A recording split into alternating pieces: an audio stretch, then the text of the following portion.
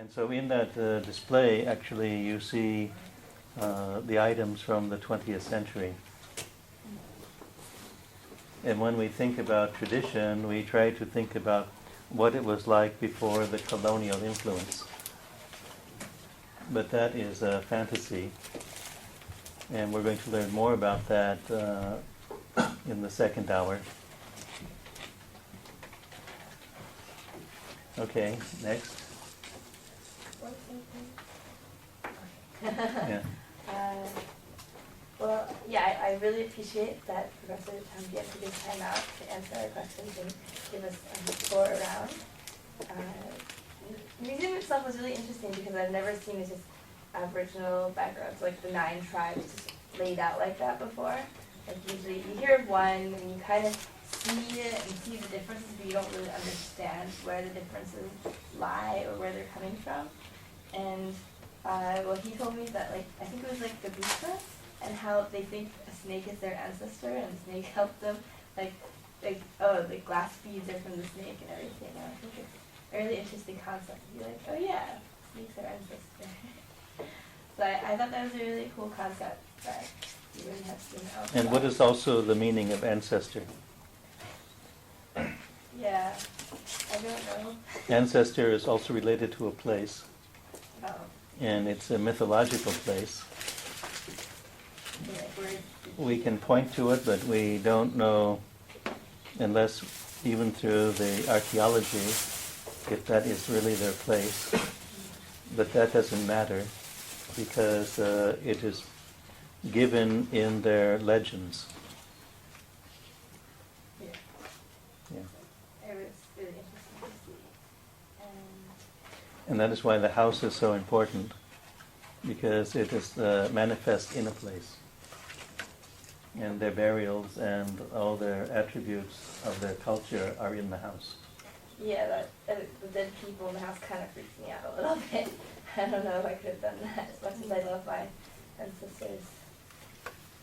I know, like, they were like, oh, in the center of the house is a grave pit. And I was like, oh, interesting.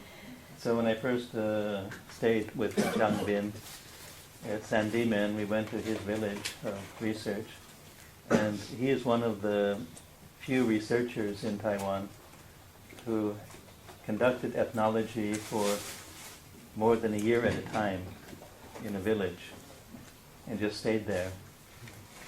And so when I went there, I was told where I'm going to sleep is over Grandma, buried beneath the floor. And if I look up in the rafters, I can see the heads hunted above me. and it's so compact, it's so tightly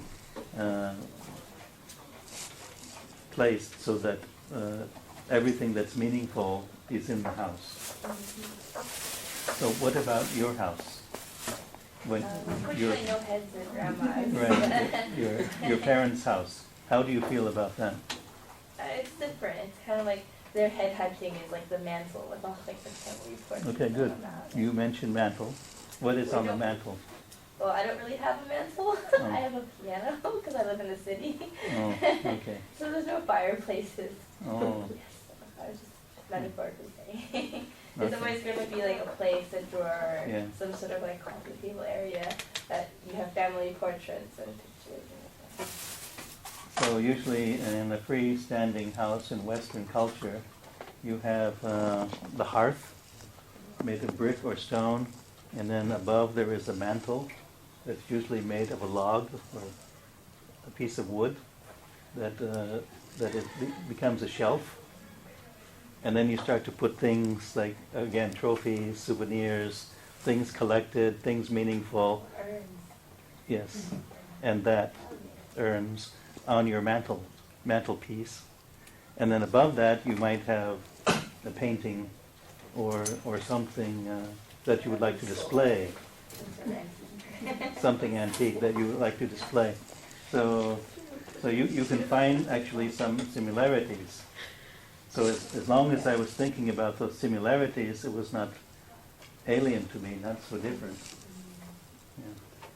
Sleeping above Grandma, something I've never done. Yeah.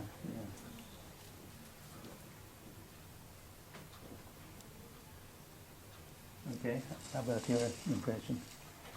Of the museum. Yes. It was really interesting. Yeah, I really liked when we first came in, the big wooden carving. Yes. That he said they're trying to nominate to be part of a national treasure. Yes. What is that? Person. Yes. Carving of a person. Yes. And who is that person? An ancestor, good. An ancestor, and it becomes totemic, and also it holds up the house. Holds up the house. Yeah, it becomes one of the pillars of the house. Really? Yeah. So it becomes a piece of architecture. Yeah.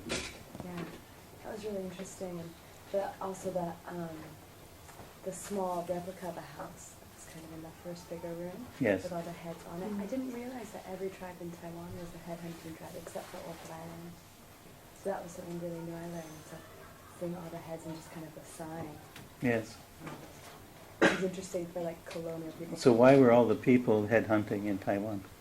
Well, it was to guard their territory mainly, Yeah. right? And then Professor Chanbian also told us that what was really interesting is once they had the heads, they treated it really respectfully. Yes. Like it wasn't, their like anger against their enemy. They would treat it really respectfully. They'd make offerings to it after it was, became the skull. And then they also thought it like gave more to their soul, made them like, I don't remember exactly how he put it, but like it gave them a stronger soul or like a. Yeah, we call it a spirit. My spirit. Yeah, the spirit is enforced. Okay, yeah. Yeah. So that was really interesting. Mhm. So it was not what we call tribal warfare. Yeah. It was getting to know your neighbor. Yeah. And so everything, you can make a switch or a twist for its understanding. And when you think about Western warfare, that's all-out warfare, and using all kinds of weapons, and actually killing people, and you don't know who you're killing. Whereas the indigenous people in Taiwan, when they took a head, they knew whose head, and that head became the hunter's brother, and was respected, and therefore given wine and rice and as a head on a post in front of the house, a place of honor. So interesting. When you initially hear headhunting, you think, like from Western perspective, you think, oh, that sounds horrible. How, kind of thing. But it's like it's not at all. It's so much nicer than Western warfare, really. Yeah. So the villages were not given any frontal attack. They were mostly peaceful.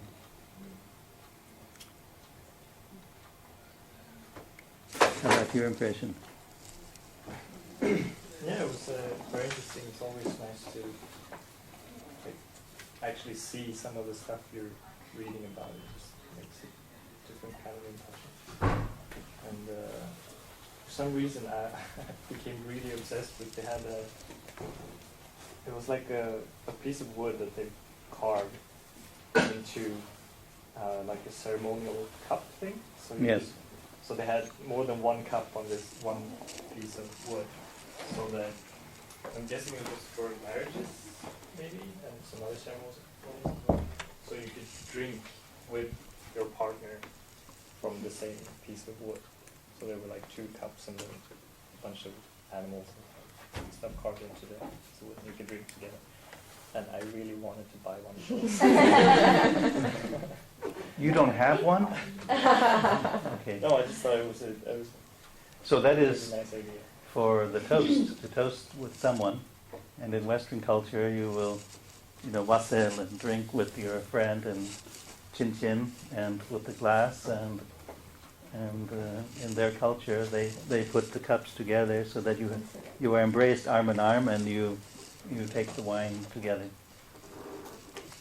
So it is a form of toasting. It's the union of drink. Yeah. So I really like that. And also, a really long time ago, I read parts of Dongfanji. And the only 2 things I can remember is that they used to bury their dead in their house. Uh-huh. So now I got to know more about that, and that was interesting. And I also remember that there were speculations that maybe they thought it was attractive when women had like the front teeth pulled out or something. The eye teeth extracted, yes. Yeah, and men would find that attractive or something. They were, from findings, that's what was one of the things. I That, never really seen that. So why would people find that attractive? don't know. So what are these signs? The extraction of the eye teeth and the tattoo and other emblems that are made for body beautiful. That is a sign of your culture. And in every culture, people try to utilize those signs or techniques to show that they are a civilized, cultured people. And if you don't have that, then you're in the rough, in the raw. And they didn't want to be stigmatized that way. But it's interesting, they were extracting the front eye teeth back to the Neolithic that goes back 5,000 years in Taiwan. So it's a continuum with breaks and starts and right up to the ethnographic present.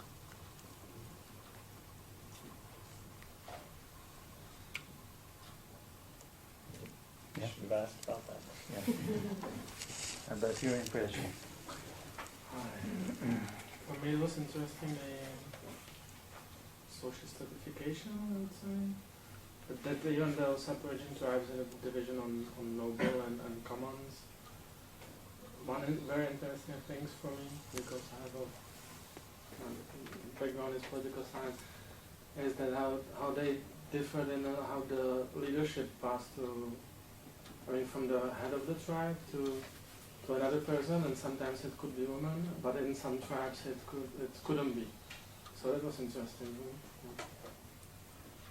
So that's specific to culture.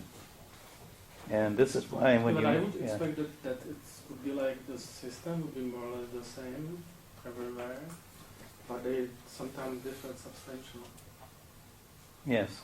Was it Taiwan? Where it was? Yes. Non-discrimination and allowing women to be chief, the firstborn, regardless of gender. And the Bunung were egalitarian, and the Amis had a matrilineal system with matriarchy. So all these are different systems. And what is interesting about Taiwan is that all these systems were so close together. Their language is separate, their way of life, and also their food, how they prepared food, their taste, also completely different. They never shared food. So for the length of their cultural existence, they were living on different kinds of food, separate from other people. And all this happening just within Taiwan.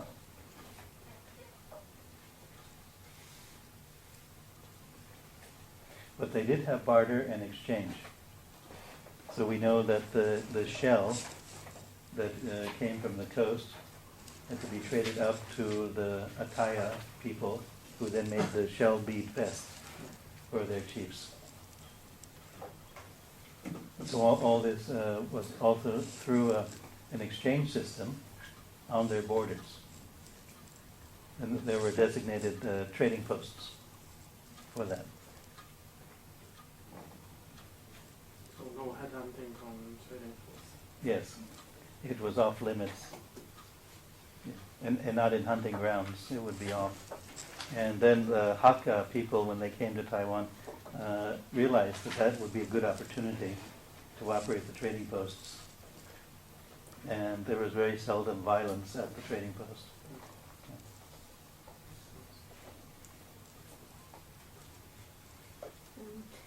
For me, it was really important and useful visit, because I came to Taiwan just 1.5 months ago, so I didn't have enough time actually to really touch the culture. So the things that I saw there, the native people, the pictures, native villages and so on. it just pushed me to like book the flights and go there to make some search, like not only by Google, but just go there and really find this really native places. So for me personally, it's very important. And of course, I like those things I saw that I said, the clothes, the jewelry. It was like handmade that I sometimes can see in my city. And I like the replicas of the houses because I heard that you can still see this kind of houses and you can even live in. They are kind of modern, but they are like they are built like the old ones, so you can like hotel or hostel. So I want to try this kind of accommodation for future. Yes, a bed and breakfast, and I was able to take people up there on these ridges with semi-abandoned villages, all made of stone. It's like a World Heritage Site. It's in the jungle, and people are, inhabiting part of it, and the other part is sort of in ruins. And take a group from Taipei, like 20 people, climb the cliffs and camp there. It's very nice, yeah. So maybe if you organize some other trip, I will do. All right. It's a possibility. How about your impression? I have some question about the indigenous in Oki Island. Yes. We after the site visit in last week, we know the indigenous is called Yami, right? Yeah, the people. The people in Oki Island. And in their language, they call themselves Dawu. Yeah. That simply means people. Some my friend And told their me- cultural name is Yami. So I would like to know what's the difference between Dawu and Yami. How to identify these two? They're the same people. It's just that the Yami designation was given to them by Japanese ethnologists who found that their language suggested that they should be called Yami. So I call it the Yami language of the Dawu people. Okay. And one more question. We know that the tattoo on the face for the indigenous is for honor, maybe. But in Chinese tradition, the tattoo in face always criminal. So it's totally different. So I think we should be to avoid the confuse in the tattoo face. So in Chinese culture, where is the tattoo placed on the face? Is it on the chin and the forehead? Maybe Mostly forehead, most of Yeah. for identification. Okay. it's totally different in my mind. Yes, in Western culture, we say that if you have a tattoo like that, you are a marked man, and you got the mark. And also in prisons, in the old days, they would tattoo prisoners with a mark, sometimes on their hand or their arm, someplace they could be identified. And so in terms of the indigenous people in Taiwan, like the Taiwan or the Taya, the tattoo was given for valor, that they had accomplished the skill of hunting. And it was part of their initiation to become men. And so when the tattoo in the 1930s became abolished by the government, and people felt they were not able to achieve their womanhood or their manhood by not having the tattoo. But then this was explained to them through their educational system that it's a matter of modernization. You look at all the magazines and all the pictures of people in the world, and they're not tattooed. So if you want to join modern society, and then some people felt better about that. Because they said, okay, traditionally you didn't have electric lights, you didn't have the facilities that we offer, health care, and all that we now give you in your village. And for that you must leave your tattoo behind. and some agreed and some didn't agree. Usually it's split about 50-50. Yeah. I see. Thank you. My impression Yeah. of museum. First, finally I saw the boat we talked that much about. Yes. Second, I'm still so amazed that there are 14 Aboriginal groups in Taiwan, in a small country, and they're so different. It's really amazing. And third, I have a question, because Professor mentioned that not all tribes are presented in the museums. I wonder if they have plans to extend the exposition and present the rest tribes of Aborigines. How would you know them all? How would you identify them? Well, you know that there are 14 Th- recognized. Those are officially Yeah, official. recognized by the government. Yeah, but Yeah. he mentioned that there are only 11 or 9, I'm not sure now, representing the museum at the moment. Yeah. So I wonder if they have plans to extend it. Yeah, the other ones, because they're considered newly recognized, and also they are having some culture that has disappeared, that actually they don't have a collection for. Oh, okay. Because in the time of their collection, they designated the items that they collected from the 9 tribes. So now you have an additional number of people recognized, but they were not collected as people at that time in the 1950s. And there could be another 20 out there, but those 20 more, they have very little remaining of their material culture at all, or even their language, because they are what they are called the Pingpu. They have assimilated into the culture that we call Taiwanese. So, as an anthropologist, like when I go to Chiayi, and I see people, they wear like a fabric that's more like a tweed or an umber or sort of warm colors, and sometimes in a pattern that's different from people in, let's say, Taichung. It's probably because their indigenous aesthetic preferred that style of dress, but they no longer have that dress. But they have a preference of style for Western clothing that will be different from other places in Taiwan. So you find people in Taidong, that's from the Amis culture, they're in Western dress, but they're brighter colors. So there's a taste that is persistent. But that's not the taste alone is not enough to display in a museum. But I would think so. And if I did an exhibition of all the peoples of Taiwan, I would use their modern taste, their aesthetic, their preference of taste on display of their contemporary dress or their foods, something like that. That's very sensitive, and it will require another generation of research. Welcome.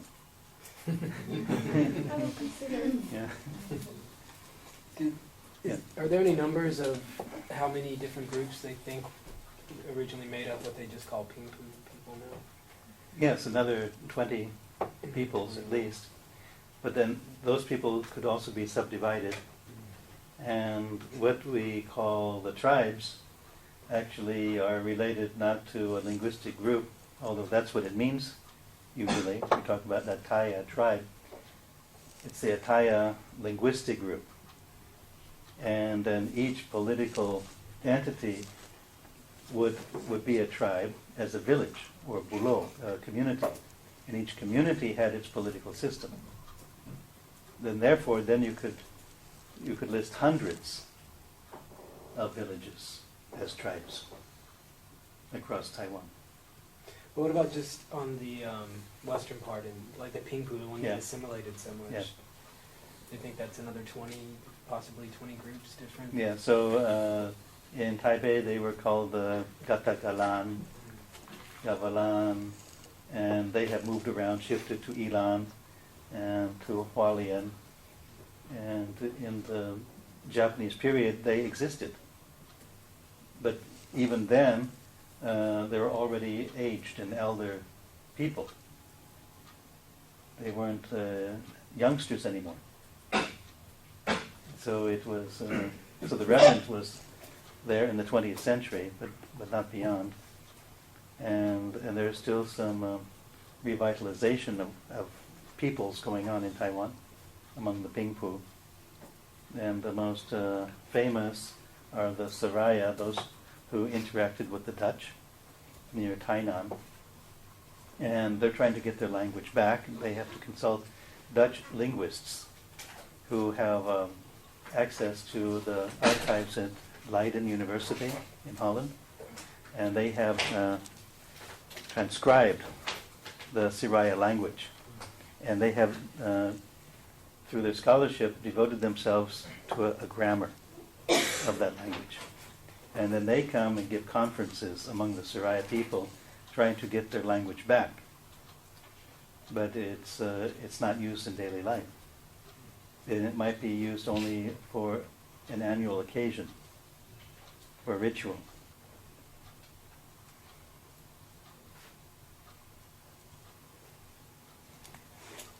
Your impression? My impressions. Okay, I don't know if I'm the only one who came away with feeling that apart from seeing some artifacts of these people, that I still don't know them that much. I mean, I've seen a lot of Native American, Indian displays in the United States, but that still hasn't given me an understanding of what it needs to be like in that community. The way that we approach these people in this course so far, I mean, it sounds so idealized. Like even the headhunting, it sounds like, oh, we respect them after the dead, and okay, this is an honor. These people sound like they don't have any hatred or any human type of emotions that I can relate to. Mm-hmm. So, how do we? I mean, even okay, that's a very good point, especially related to a museum. Mm-hmm. And in the museum, you only see the display of their clothing and implements and tools and totems and their things. But even, for example, in the movie Sedek Ballet, mm-hmm. and that's entirely made up for the box office to show how the people are identified with their prime cultural traits. And what are those traits? For example, their clothing. And I asked Hu Tai Li about, how she felt about the authenticity. She said, but all their clothing is so perfect, and dress, and the weave, and, how could they have all of that, you see? Maybe they had it a century earlier, or 2 centuries earlier. But by then they were buying Western clothing. They would be dressed very much maybe like Japanese people or Western people, wearing shorts, T-shirts. So this is, and Hu Tai Li is a filmmaker, and she made a film among the Taiwan, and she did an excellent paper on presenting this, because I asked her the same question, and I said, in your film, you're trying to depict the daily life of the people. But when they're coming out, they're all dressed in their most beautiful refinement, in all their relics and the cloth tooth and beautiful Taiwan weave and the headdress and everything. And they don't dress like that in everyday life. And she said, I know that. But that's how they wanted to present themselves in front of the camera. And she said that she asked them to come out in ordinary dress as ethnographic film in the context of how they're living today. But they felt embarrassed if they didn't come out otherwise. So So when I see people like in the Harvest Festival and they're all coming out in their dress in that way, it's like wearing a tuxedo to a wedding. You know, this is the most formal dress. They don't go to the fields that way. They don't have a daily life or conversation with people in the manner that they're depicted in the film. So they themselves made an ideal representation of themselves. And then when you do ethnography, and we're going to talk about that today, you try to record people as they want to present themselves, and that also becomes what they want to project as a very cultured, civilized presentation of self.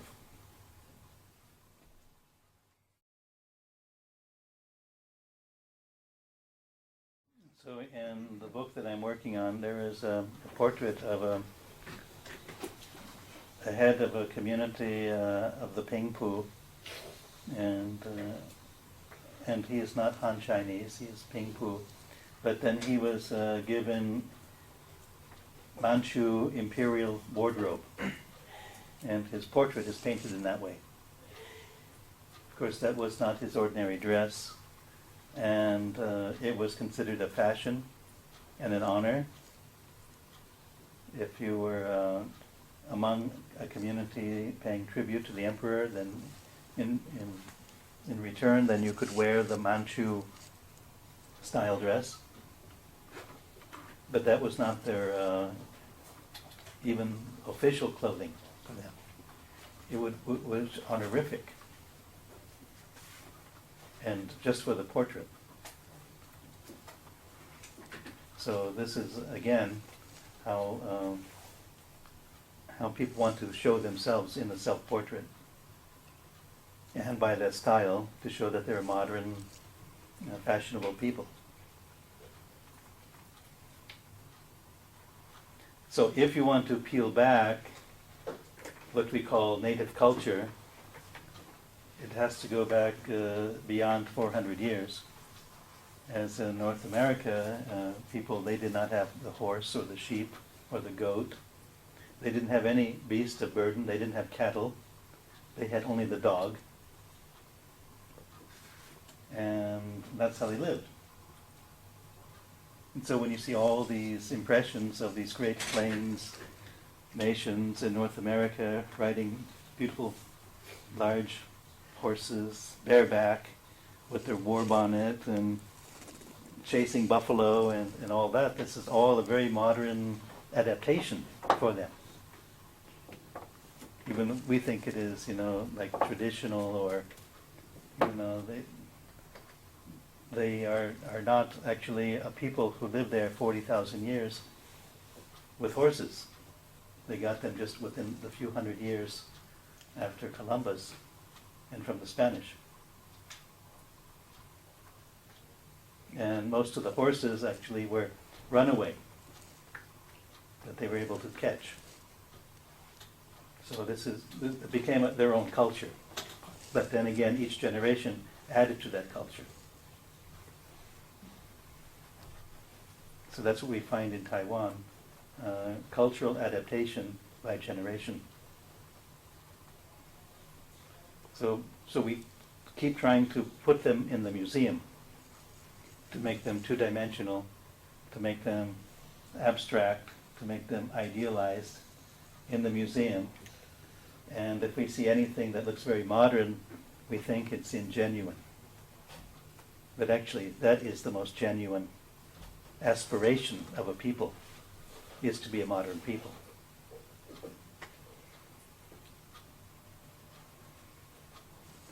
About your comment? Yeah, it was very interesting to be able to see the different ceremonial objects they had, like some of the knives that were wooden that were carved out. I think it was the people. I was also struck with the clothes too. I've thought about this for a long time, and I forget which group it was. I can see it where it was in the museum, but I can't remember their name. But just the similarities of some of the design and the clothing with Central American native clothing has always struck me as interesting. I don't know if there was any if that's, like you're talking about something that happened later on, maybe with the Spanish coming back and forth, or it was something else. But just interesting to me, like some of the patterns and stuff are so similar to Central American patterns.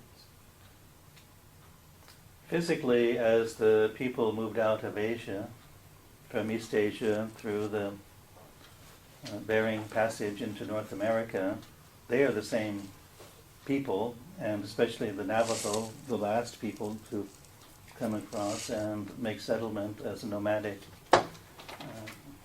traveling people, and with their language very similar to Siberian languages within that language family. And you can find similarities with Asia, with North American peoples, not all of them, some of them. And so even one branch came to Taiwan, another branch went to Korea, another branch went to Siberia, then across into North America. And so they have come from a common stock. And many of their ways or aesthetic preferences can be found all the way through the Americas in that way. So when we look at the Aztec, the last civilization of that area, and we try to compare it with Egyptian pyramids. Well, if there is a connection, it is not a direct connection. It is something that was seeded through a people in their long trek that took them across Asia, Siberia, North America, Central America, over many, many thousands of years, with some emblem or memory that they should stack things to make pyramids, and that would be honorific to them. And also I could mention that this idea of building with geometric forms in circles, squares, triangular forms, and are so common as a motif among a Neolithic people as they traveled, and they would build upon that. But there's also the independent invention, let's say the Mayan calendar, how people observed the stars and made a calendar, and or the Greeks or the Egyptians or the Assyrians or the Chinese also making their calendars and observations of the stars and planets. So eventually when people come to a point where they can start to observe the sky and see how it works, then they will make patterns and carve them in stone. So this is almost a kind of a, well, you have to get to a level of economic and social civilization where you have a class of people able to do that. And but other people, like the Austronesian voyagers who went across the Pacific, just looking at the star and the wave and the swell and finding islands and voyaging thousands of miles, and they were able to do that through observation by memory. So there are many, many, many more peoples who did the observation of the stars and planets, but did not carve those in stone, but kept them by memory. And actually that is the majority of humanity through time, using the memory as the stone inscription. And then what the Egyptians did, of course, is the invention of paper, and in China printing. Then you have then these memories actually stamped and collected and passed on in that way. But before that, people for many thousands of years had to rely on their cultural memory system. And in anthropology today, we call that to be just as great as any written literature by oral tradition. Whereas before we spoke of people who were literate and non-literate, and then people who were even pre-literate. So if you call people pre-literate, it assumes that they're in an evolutionary stage to become literate. And that no longer applies.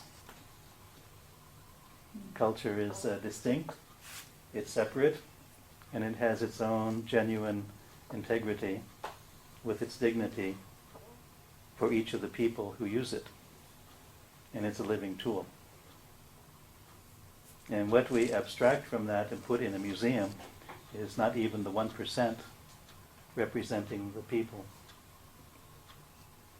Yeah, I think it'll also reflect who's making the museum as well, as what they want to see of the culture they're trying to exhibit. Not only the, like you said, talked about the Aboriginals wearing their dress clothes because that's what they want to present, but also it can be a reflection of how the museum wants to present the people as well.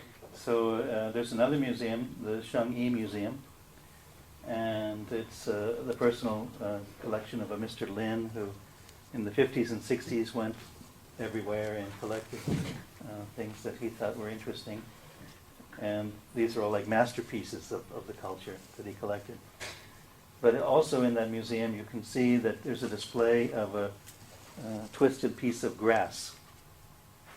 And that in itself is an amulet. So if you leave your motorcycle by the roadside, you don't need to lock it. You just take a piece of grass and you tie it on the handlebar. And that's to ward off any theft or evil. You know, this kind of thing. But how do you treat that as a material culture? Because the grass disappears. It's not really something you will collect for a museum.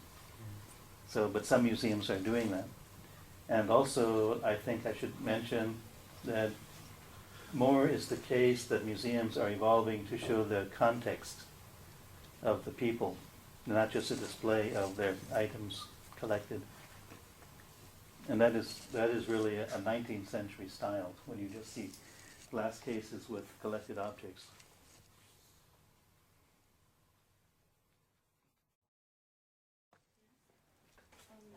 I'm impressed seeing the introduction of Pinghu tribe. Yes. As I told you before. Right, yeah. Because you mentioned about my home village.